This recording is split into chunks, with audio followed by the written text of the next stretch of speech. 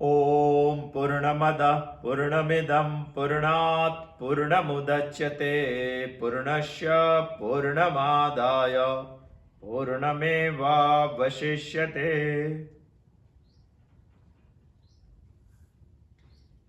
हमें इस जीवन की इति कर्तव्यता, अंतिम लक्ष्य, हमारा यहां मनुष्य की तरह से जन्म क्यों हुआ है, ये बताने का मुख्य लक्ष्य हमें ईशावास्य उपनिषद प्रयत्न कर रहा है।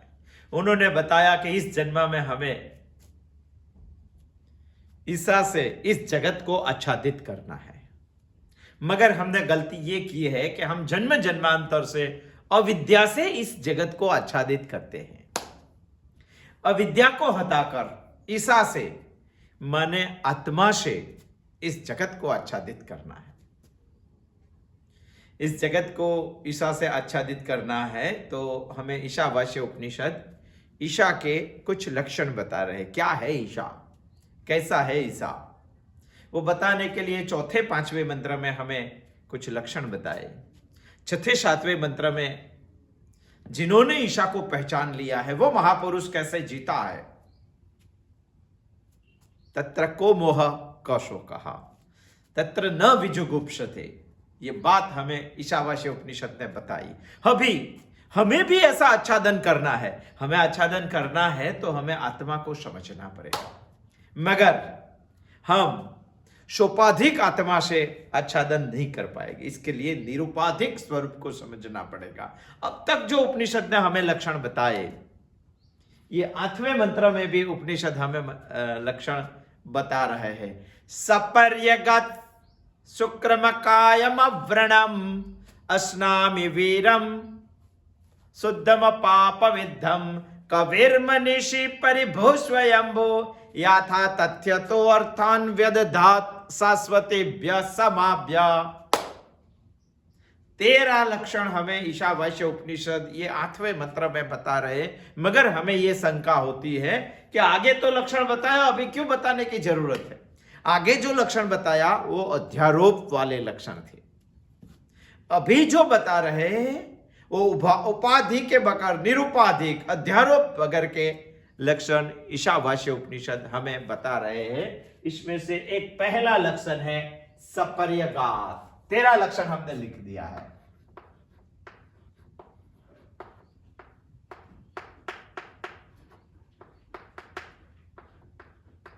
सह पर्यगात, आत्मा कैसा है, वो पर्यगात है। पर्यगत माने क्या, उसमें 2 शब्द समाविष्ट है, परि वत्ता आगत। दोनों शब्द हमें समझना पड़ेगा, क्योंकि हम ये आत्मा के लक्षण समझ रहे हैं। परि यानी समन्ता,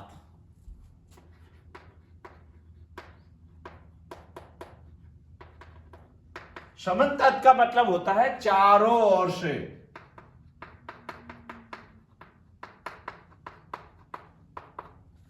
आगत शब्द गम धातु से बना हुआ है, और गम धातु से जो शब्द बना हुआ है उसका पूर्ण रूप जो आगत का समझेंगे तो गया हुआ।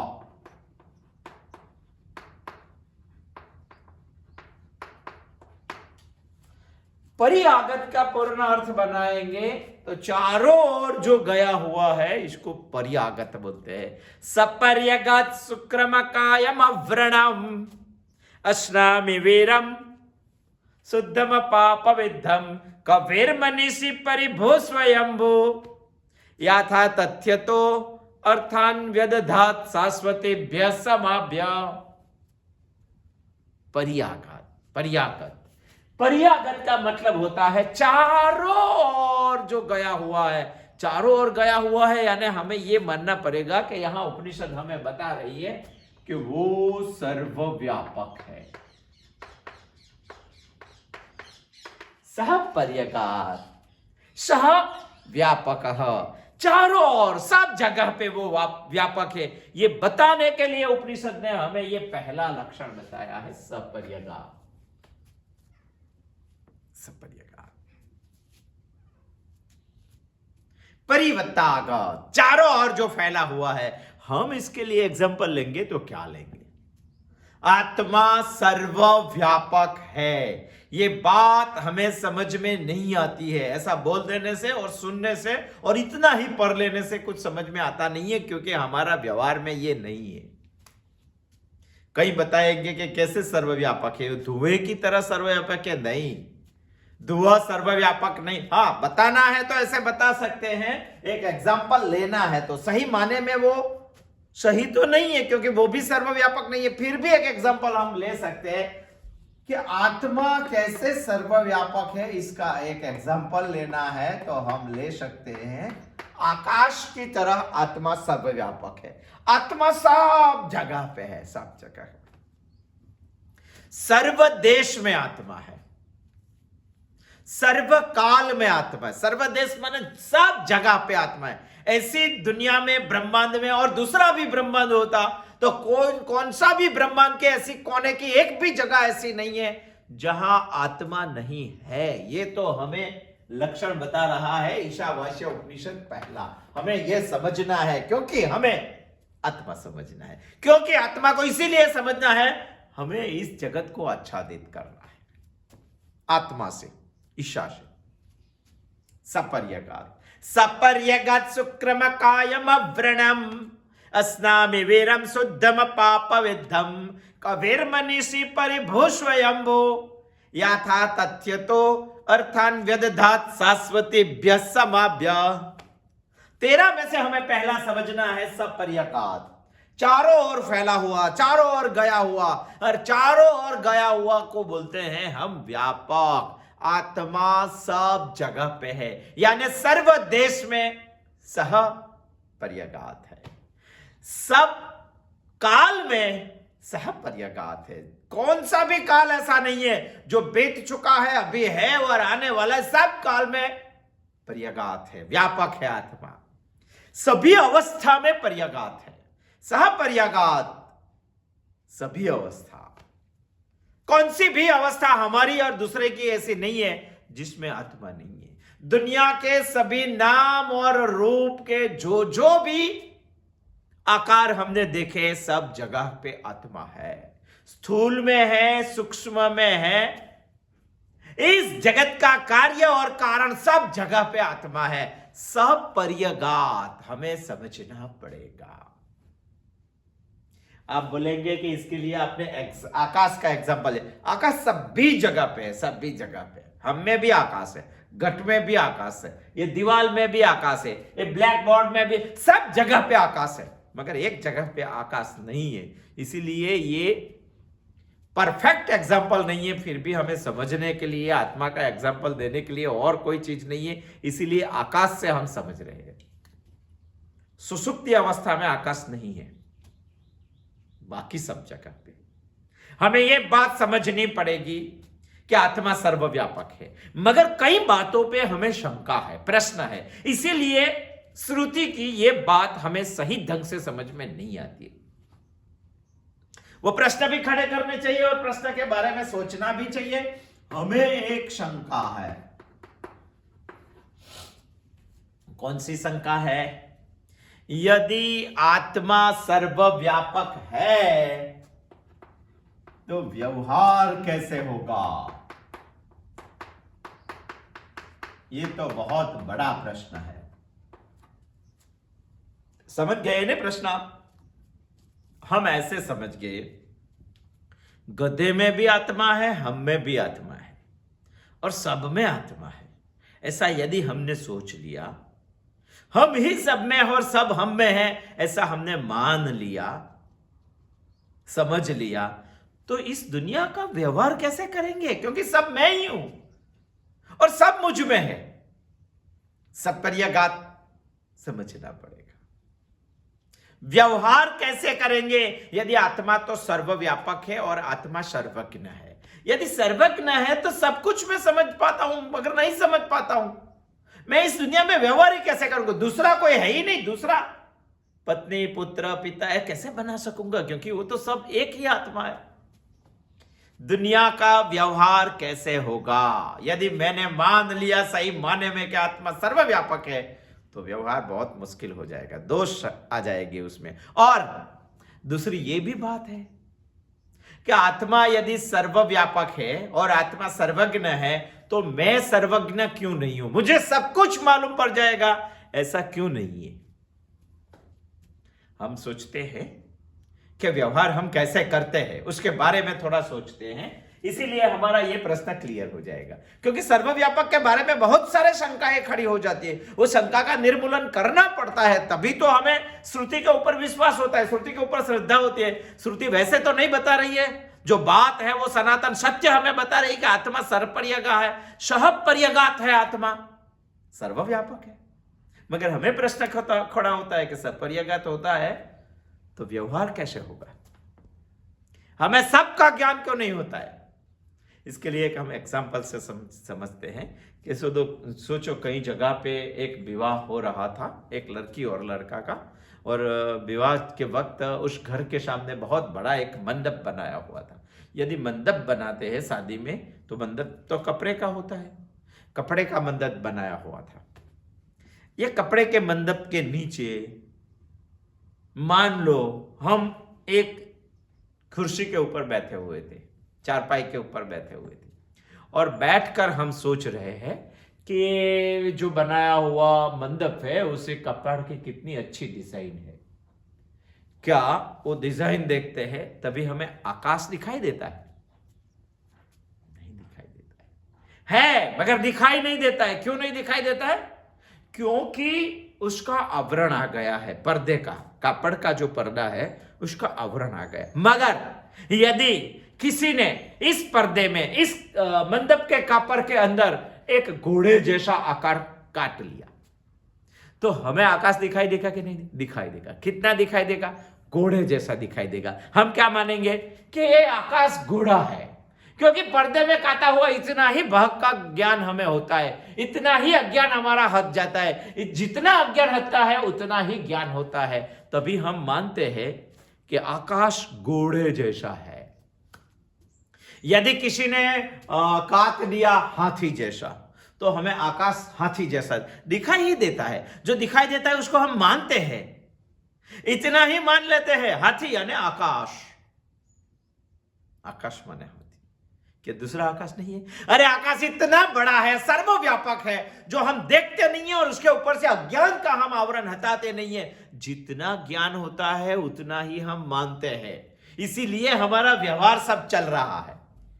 सही माने में हमें ज्ञान नहीं है। प्रश्न है नहीं कि इसको सर्वव्यापक, अरे सर्वव्यापक मान लिया तो व्यवहार ही बंद हो जाएगा, मगर हम सोचते ही नहीं है इसके बारे में। हम तो जितना काटा हुआ है उतना ही देखते हैं। सोचो, चौक से लिखा हुआ मिटाने का लिए एक दस्तर है। यदि मैंने आपको बताया तो आपने सिर्फ दस्तर ही देखा, दस्तर ही देखा, यानी ब्रह्म माने दृष्ट। इतना ज्ञान आपको हुआ है, इतना ही अज्ञान आपने हटा दिया है आपकी वृत्ति ने, इसीलिए आपको इतना ही ज्ञान होता है, दूसरा ज्ञान नहीं होता है। जब इतना ही ज्ञान होता है, ये सारे जगत का अधिष्ठान ब्रह्म है, सारे जगत का है ही, उसमें कुछ सोचने जैसी बात नहीं। मगर ये जगत में से जितनी चीज का ज्ञान हम हटा देते हैं, जितनी चीज का ज्ञान हम हटा देते हैं और जितना ज्ञान हमें होता है उतना ही ब्रह्म हम समझ रहे हैं। कोई कुत्ते को हम देख रहे हैं, उसमें चैतन्य है, घूमता हुआ कुत्ता देख रहे हैं, तो हमने उतना ही अज्ञान हटाया है, तो उतना ही ज्ञान हमें होगा और हमारा व्यवहार चलता ही रहेगा। हम सर्वज्ञ क्यों नहीं है? यदि आत्मा सर्वव्यापक है और सर्वज्ञ है तो हम सर्वज्ञ क्यों नहीं है? सोचना पड़ेगा। यह समझाने का एग्जाम्पल भी बहुत परफेक्ट नहीं है। आत्मा के बारे में कोई भी एग्जाम्पल परफेक्ट नहीं है, फिर भी हम समझने के लिए दे रहे हैं। सोचो, हम कहीं शहर में चलचित्र देखने पहुंच गए, चलचित्र देखने पहुंच गए तो चलचित्र हमें दिखाई कैसे देता है? बहुत दिखाई, उस दुनिया में हम चले जाते हैं, 3 घंटे तक को सब कुछ भूल जाते हैं। हमारे बगल में कौन बैठा वो भी हमें समझ में नहीं आता है। ऐसी ये दुनिया चलती है, ये दुनिया चलती है। कहीं से प्रकाश के किरण पड़ते हैं, इसके ऊपर एक रील घूमती है, वो चलचित्र यानी चलने वाला चित्र कहीं अटकता है, कहीं जगह पे वो उसका जो किरण है वो अटकते हैं और हमें दिखाई दे। जिसके ऊपर अटकते हैं उसको हम पर्दा बोलते हैं। इतने सारे कलर वाले, इतने सारे हलते चिलते वाले, इतने सारे रोने वाले, इतने सारे हंसने वाले, 3 घंटे में हमें हंसने वाले, कभी गम, कभी दुख और कभी सुख, वो सब दिखाई देता है। बहुत सारे कलर भी 3 घंटे में हम देख देते हैं।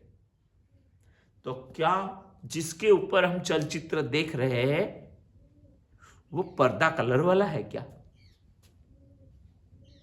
वो तो वाइट है। यदि फिल्म में रोने की बात आई तो पीछे का पर्दा रोने लगता है क्या? यदि फिल्म में हंसने की बात आई तो पीछे का पर्दा हंसने लगता है क्या? यदि फिल्म में कभी किसी ने काट दिया, मार दिया, खून निकल गया तो पीछे का पर्दा खून वाला हो जाता है क्या?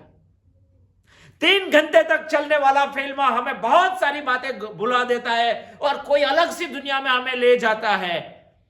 हमें ले जाता है, बहुत कुछ दिखाता भी, बहुत कुछ चलने वाला, बहुत कुछ नाचने वाला, बहुत कुछ गाने वाला, मगर पर्दे ऊपर इसकी कोई असर नहीं होती है।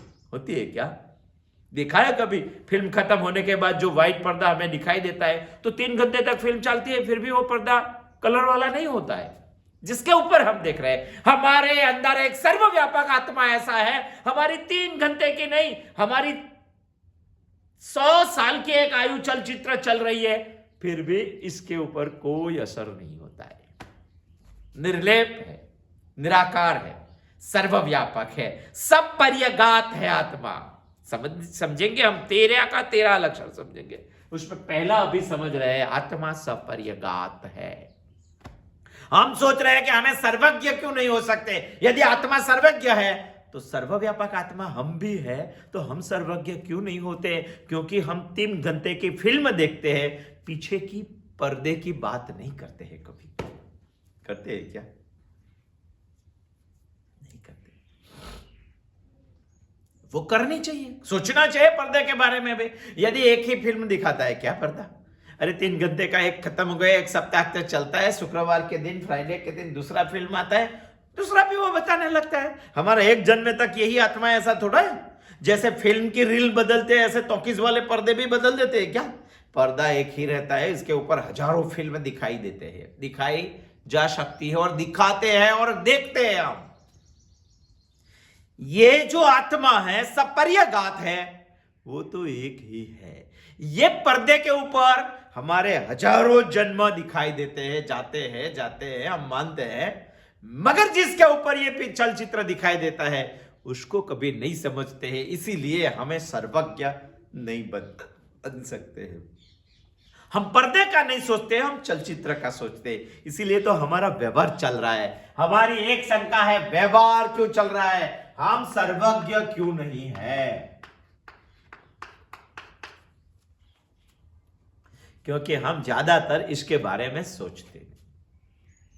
इस दुनिया में, ब्रह्म में, इस दुनिया का अधिष्ठान ब्रह्म ही है, आत्म तत्व ही है, ईशा ही है, मगर इसके ऊपर अज्ञान का पर्दा लग गया है।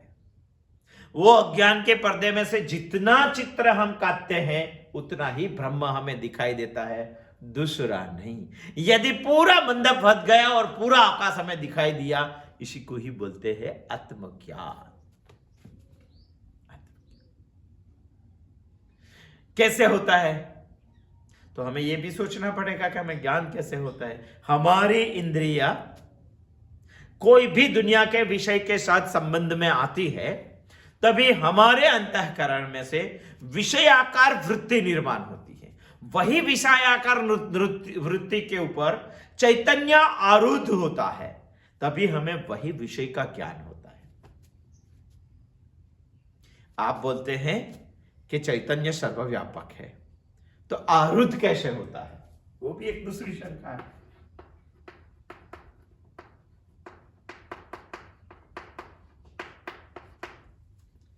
आरूढ़ यानी सवार, जैसे अश्वारूढ़, अश्व ऊपर सवार। इसीलिए वृत्ति के ऊपर सवार चैतन्य वृत्ति को विषय आकार बनाती है और हमें वही विषय का ज्ञान होता है। ऐसा हम समझते हैं, वही हमारा व्यवहार है। मगर उसमें से प्रश्न यह खड़ा होता है कि हमने पहले सोचा कि आत्मा तो एजत है, अनेजत है। आत्मा में ये सब कुछ है। मनसो जवियो है। ये बात तो हमने बहुत सोची है। एकम है, चलने वाला नहीं है आत्मा, हिलने वाला नहीं है आत्मा। आत्मा पूर्वमर्शत है। हम जाते हैं उससे पहले वहां पहुंच गया होगा और सर्वव्यापक है। एक ही जगह, एक भी ऐसी जगह नहीं है जहां आत्मा नहीं है। तो हिलेगा कैसे? यदि हिलेगा नहीं तो वृत्ति ऊपर आरूढ़ होकर वो विषय के पास जाएगा कैसे? इसमें भी हमें सोचना पड़ेगा। आत्मा नहीं जाता क्योंकि आत्मा तो अनेजत है, एजत है। आत्मा पूर्वमर्शत है, वहां है ही जहां आप जाते हैं वहां, मगर वहां चित्त वृत्ति जाती है, आत्मा नहीं। चित्त वृत्ति परिच्छिन्न है, सूर्य के प्रतिबिंब की तरह। हमने सोचा था कि सूर्य यदि यहां हमने देखा भरूच में, और भरूच में हमारी गैलरी में बैठ के हमने आईना लगाया और सूर्य हमने आईने में देखा, ये अरिशा हम हमारी बैग में रख के सोचो अहमदाबाद पहुंच गए 3-4 घंटे में, और अहमदाबाद पहुंच गए। अहमदाबाद में भी हमारा घर है, उधर जाके अरिशा निकाल के हमने देखा तो वहां भी सूर्य हमें दिखाई देता। तो क्या जो भरूच में सूर्य था वही सूर्य हमारे साथ अहमदाबाद में आया क्या? नहीं, सूर्य तो एक ही है, वो चलता नहीं है। एग्जाम्पल की तरह समझा रहा हूं। आत्मा एक ही है, वो हिलेगा कैसे? क्यों कंपन नहीं करेगा? एकम है, जगह ही नहीं है उसको कंपन करने के लिए। तो वृत्ति ऊपर आरूढ़ कैसे होता है? अरे वृत्ति, चित्त वृत्ति जाती है, परिच्छिन्न है वो। तो सूर्य कभी यहां से भरूच से अहमदाबाद तक नहीं जाता है, हमारा आईना जाता है और उसमें प्रतिबिंब ले जाते हैं हम, सूर्य को नहीं ले जाते हैं। हमारी चित्त वृत्ति चैतन्य का प्रतिबिंब लेके उधर जाती है, आत्मा को लेके नहीं जाती है, क्योंकि आत्मा तो पूर्वमर्शत है। पूर्वमर्शत हमने सोचा था पहले। अनेज देकम मनसो जवियो नैन देवा आपनुवन पूर्वमर्शत। वो तो पहले से ही उधर है, पूछा कैसे? वृत्ति आरूढ़ का भी समझ लिया हमने। कई लोग ऐसा बता रहे हैं, श्रुति भी बता रही है, मगर इतनी सी श्रुति का वाक्य उठाकर कई लोग बता रहे हैं कि आत्मा तो अनोरणीयान है।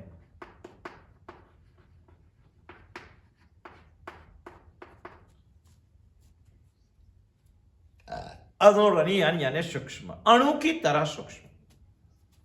यदि आत्मा अणु की तरह सूक्ष्म है तो सर्वव्यापक कैसे होता है? कई लोग मान रहे हैं। सपर्यगात बताया, मगर इनके साथ जो लक्षण बताए वो भी सोचना सर। अणोरणीयान महतो महीयान, ये पूरा नहीं सोचते, सिर्फ इतना उठा के हमें बता रहे हैं। अणोरणीयान बहुत सूक्ष्म। श्रुति तो हमें यह भी बता रही है कई बार कि आत्मा कितना है मालूम है?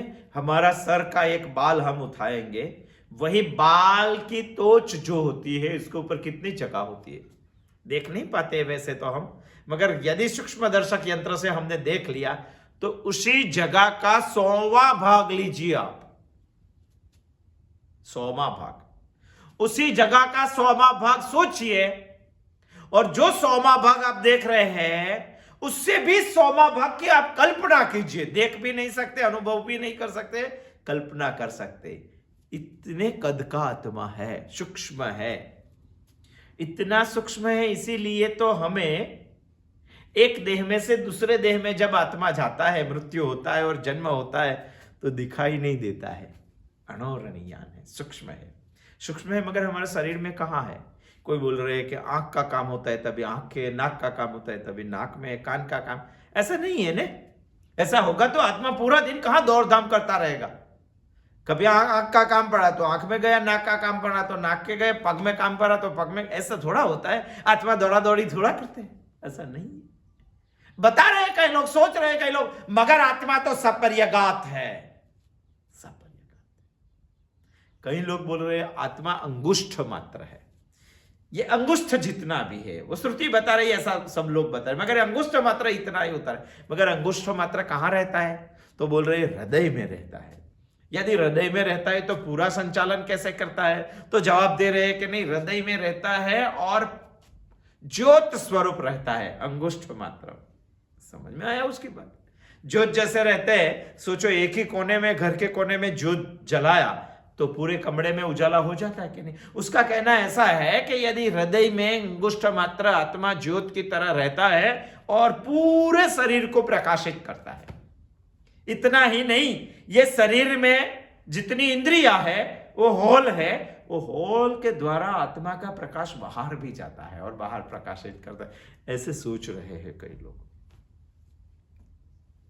उनकी सोच भी गलत नहीं है, मगर कुछ इसमें इतना भी सोचना चाहिए हमें कि यदि कोई भी जगह पे एक ज्योत प्रगटती है, सोचो ये ज्योत कहीं भी प्रगति,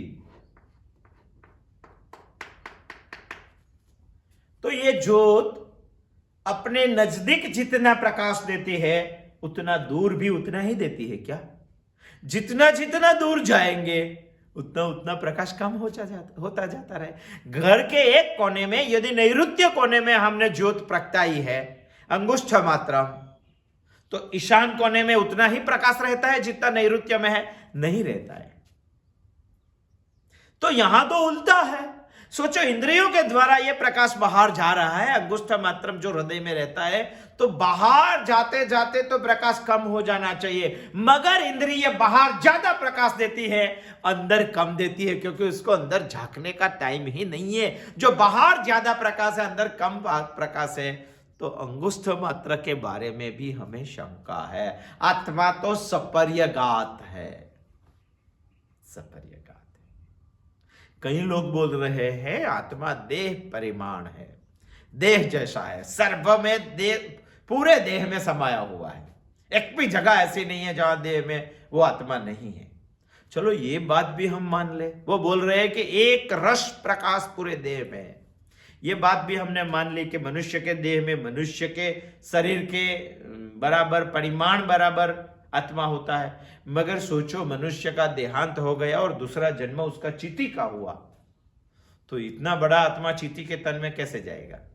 और चींटी का भी देहांत हो गया और उसका दूसरा जन्म हाथी का होने वाला है, तो इतने बड़े शरीर में ये चींटी का आत्मा कैसे जाएगा? ऐसा नहीं है, हम सब लोग मानते हैं। मगर एक बात श्रुति ने बताई, वो ईशावास्य उपनिषद वाली हमने माननी है पड़ेगी। सपर्यगात शुक्रमकायम व्रणम अस्नामि शुद्धम पाप विद्धम कविर्मनीषी परिभो स्वयं वो याथा तथ्य तो अर्थान व्यदधात शाश्वतेभ्य समाभ्य। मानना ही पड़ेगा। कई लोग बता रहे आत्मा वायु जैसा है। वायु ऐसा है जिसमें दालो ऐसा आकार उसका हो जाता है। एक एक का दोष निकलता है तो दूसरी बात सोच में आती है। अणुरणियम का दोष निकला तो अंगुष्ठ मात्रम आ गया, अंगुष्ठ मात्रम का दोष निकला तो देह परिमाण वाला आ गया, देह परिमाण वाला आया तो वायु की सोच आ गई कि वायु जैसा है। संकोच विकास धर्म वायु में है। संकुचना है तो संकुच भी जाते, विकास होना है तो विकास भी हो जाते। ऐसा वायु का धर्म है। चलो ये बराबर है, मगर किसी के आकार में भी वायु नहीं और बाहर रखा तो कैसा हो जाएगा? वो व्यापक हो जाए। श्रुति यही तो बता रही है कि आत्मा सर्वव्यापक है, सर्वान रूपेण सह पर्यगाः, निरुपाधिक रूप से वो सब जगह पे है। वो तो श्रुति बता रही, मगर हमें वो बताने के बाद भी एक शंका होती है। क्या शंका होती है? श्रुति बता रही है और युक्ति से भी मानते हैं आत्मा सर्वव्यापक है, मगर हमें यह शंका है कि हमारा अनुभव क्यों नहीं होता है। श्रुति भी बता रही है और युक्ति से भी हम मानते हैं कि आत्मा सर्वव्यापक है, तो हमें ऐसा अनुभव क्यों नहीं हो रहा है? वृक्ष को देखते हैं तो हमें अभी ऐसा क्यों नहीं होता है कि वृक्षो हम? घट को देखते हैं तो घटो हम, ऐसा क्यों नहीं होता है? हमें ऐसा क्यों नहीं मालूम पड़ता है कि मैं ही घट हूं, घट ही मैं हूं, मुझ में घट है?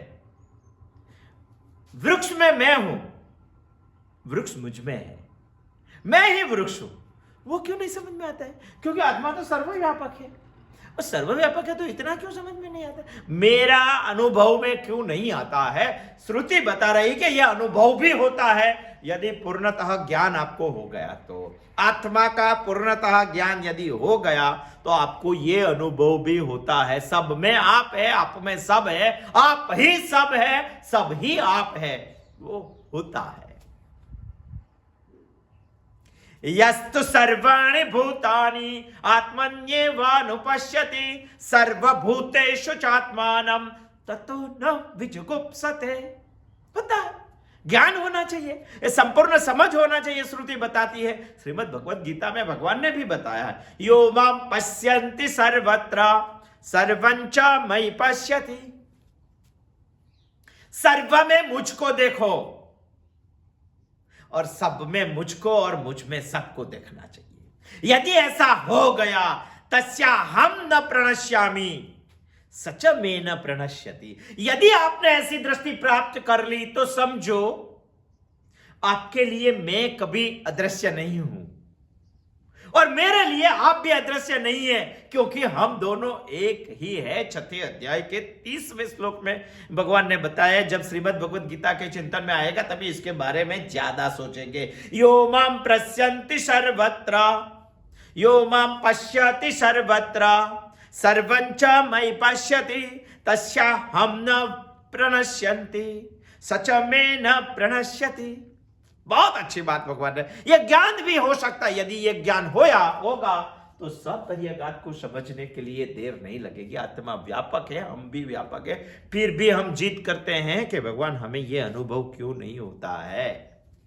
चलो युक्ति से कुछ समझे, युक्ति से समझते हैं। श्रुति के ऊपर श्रद्धा लगाने के लिए युक्ति से समझते हैं। युक्ति कोई पूर्णतः समझ नहीं है, बस श्रुति तक पहुंचे नहीं तो युक्ति से समझ लेते हैं। सोचो, एक इंसान है, उसको एक स्वप्न आया। स्वप्न में वो घर से खड़ा हुआ, ट्रेन की टिकट ली, ट्रेन में बैठा, ट्रेन का डब्बा था 52 डब्बे में से 31 डब्बे में उन्होंने बैठना था। वो 31 नंबर के डब्बे में बैठ गया। घूमते घूमते कुछ जंगल में गया तो कुछ जंगल का निदर्शन करना था, इसलिए ट्रेन वहां रुक गई। उतर के जंगल में चलने लगा। एक बहुत बड़ा हाथी देखा उन्होंने, इससे भी दुगना बड़ा, इससे भी 3 गुना लंबा। ये हाथी देखा जंगल में उन्होंने। हाथी तो देखा, डायनासोर भी देखा। और जंगल के बाद ट्रेन पहुंची दरिया में, समुद्र में, और समुद्र में भी वो पहुंच गए सबमरीन में बैठ के। और सबमरीन में बैठ के पहुंचे तो बहुत विशालकाय प्राणी सीज के डीप में उन्होंने देखा। कहां देखा? स्वप्न में देखा। अभी सोचो, उन्होंने स्वप्न में क्या देखा? उन्होंने स्वप्न में ट्रेन देखी, जंगल देखा, जंगल के प्राणी देखे, पानी देखा, पानी का प्राणी वो देखे, बहुत बड़े विशाल, उसके घर से भी ज्यादा बड़े प्राणी देखे। वो आदमी अभी उसके स्वप्न में बारे में हमें सोचना पड़ेगा कि उसके स्वप्न में जितनी भी चीज मुझे दिखाई दी, जितना भी प्राणी उसके दिखाई दिया, वो बाहर है या अंदर है? बाहर तो बोल ही नहीं सकते। यदि बाहर है तो वो तो 10 बाई 10 की रूम में बैठा है। 10 बाई 10 की रूम में उसके दरवाजे से हाथी भी नहीं आ सकता है, उसके दरवाजे से 52 डिब्बे की ट्रेन भी नहीं आ सकती है। फिर भी उन्होंने वही रूम में देखी। आपको मानना ही पड़ेगा कि उन्होंने बाहर नहीं देखा, उसको खुद के अंदर ही उन्होंने देखा। यानी स्वप्न में 2 चीज थी। एक चीज था स्वकल्पित शरीर। ये देह से तो देखा नहीं उन्होंने, ये देह तो चारपाई में सोया हुआ था, वो तो बहुत बड़े ट्रेन में बैठ के बहुत बड़े जंगल के पास पहुंच गया था। ये देह तो यहां सोया हुआ था। आपको मानना ही पड़ेगा कि स्वप्न की सारी चीज उन्होंने बाहर नहीं देखी, अंदर ही देखी। और देखने वाला और जो दिखाई देता है, 2 चीज स्वप्न में थी। देखने वाला जो है वो स्वकल्पित शरीर उन्होंने खड़ा किया था, और कल्पित पदार्थों भी स्वप्न में थे। 2 चीज थी। स्वकल्पित शरीर माने अहम, अस्मद, और स्वकल्पित पदार्थों माने इदम। एक है अहम बुद्धि, दूसरी है इदम बुद्धि, मैं और मेरा, तू। अस्मद और यशमद, दो चीज उन्होंने स्वप्न में देखी, दो ही चीज उन्होंने खड़ी की। एक तो वो खुद था, शरीर से नहीं था। शरीर से नहीं था इसलिए मानना पड़ेगा कि यदि स्वप्न में गया और एक्सीडेंट हुआ, उसका दो पांव टूट गए और लठराते लठराते वो हॉस्पिटल तक पहुंच गए, सही माने में उसका शरीर का दो पांव टूट गए क्या? वो तो सीधा साधा सोता हुआ है। मानना ही पड़ेगा आपको कि स्वप्न में दो बात हमने देखी, एक स्वकल्पित शरीर और कल्पित पदार्थ हो। स्वकल्पित शरीर यानी अहम बुद्धि, अन्य पदार्थ जो देखे वो है इदम बुद्धि। ये है अस्मद, ये है यशमद, ये है मैं, ये हूं मैंने जो देखा वो। दो चीज देखी कि अच्छा, हमें ये सोचना पड़े कि स्वप्न में दो चीज आई कहां से? मैं तो अकेला था। वो आपको मानना पड़ेगा कि पूर्व संस्कार से। पूर्व संस्कार कहां से आए? आप जब जीते थे शरीर लेके, दिन में जब स्वप्न नहीं देख रहे, तो भी आपने भी ऐसा खड़ा किया है कि मैं और बाहर दिखाई देने वाला दूसरा दो अलग है। अहम और इदम, अस्मद और यस्मद, दोनों चीज अलग है, ऐसा आपने मान ही लिया है। जो मैं हूं इसको बोलते हैं तादात्म्य अध्यास। जो दूसरा मुझे दिखाई देता है उसको बोलता है संसर्गाध्यास। ये मुझे जीते जागते शरीर में होता है, वही मुझे स्वप्न में दिखाई देता है। यानी यहां जो दिखाई देता है वो मुझे पूर्व जन्म के कोई संस्कार है, मगर संस्कार के वगैरह साथ ही मुझे ये भेद का कारण दिखाई दे रहा है। ये जो भेद का कारण दिखाई दे रहा है वो है ही, ये मेरे जीवन में जन्म जन्मांतर से पड़ा हुआ है। इसको यस्मद निकाल के, अस्मद निकाल के तेरा बनाने का है, ब्रह्म बनाने का है। वही पहुंचता है इच्छा तक, वही पहुंचता है आत्मा तक, वही पहुंचता है अहम ब्रह्मास्मि तक। उपनिषद हमें यह बता रही है। योग वासिष्ठ में भी वशिष्ठ भगवान ने राम को बताया है कि हे राम, ये जन्म एक दीर्घ स्वप्न है।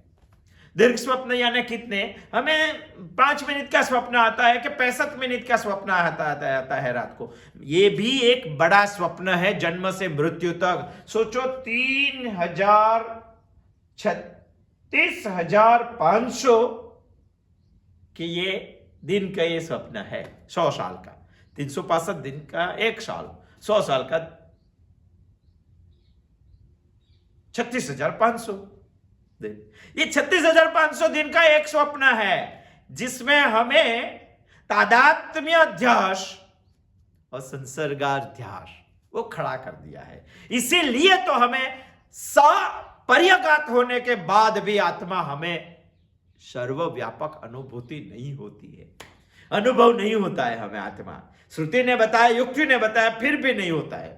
हमें कितने बाबतों के भ्रांति हो जाती है, चित्त भ्रम हो जाता है। ये चित्त भ्रम, कई लोगों को जात जात के चित्त भ्रम हो जाता है, उसको निकालना बहुत मुश्किल होता है। मैं शरीर हूं ऐसा एक भ्रम है, वो भी भ्रम ही है। सोचो, एक आदमी को ऐसा भ्रम हो गया था कि मैं चावल का दाना हूं। कोई भी भ्रम हो जाता है, मगर सोच लो ऐसा हो गया किसी को, और सो बात बता के स्वाध्याय, चिंतन, संस्कृति, शास्त्र, श्रुति, ये सब बताते महीने हो गए। एक शिविर में वो गया और उनको बता, क्योंकि उसके घर पे चावल पकते थे, बहुत सारे चावल देखे थे, उन्होंने मन में ऐसा सोच लिया, रोज ऐसा सोचता, 365 दिन ऐसा सोचता। एक दिन ऐसा हो गया कि मैं चावल का दाना हूं। एक शिविर में गया, बहुत लोगों ने समझाया कि तू चावल का दाना नहीं है, तू चावल खाने वाला है। बहुत दिनों की समझावट के बाद उसको कुछ ऐसा लगा कि हाँ, मैं समझ गया कि मैं चावल नहीं हूं। और जो शिविर थी वहां से तो वो घर पे जाता था।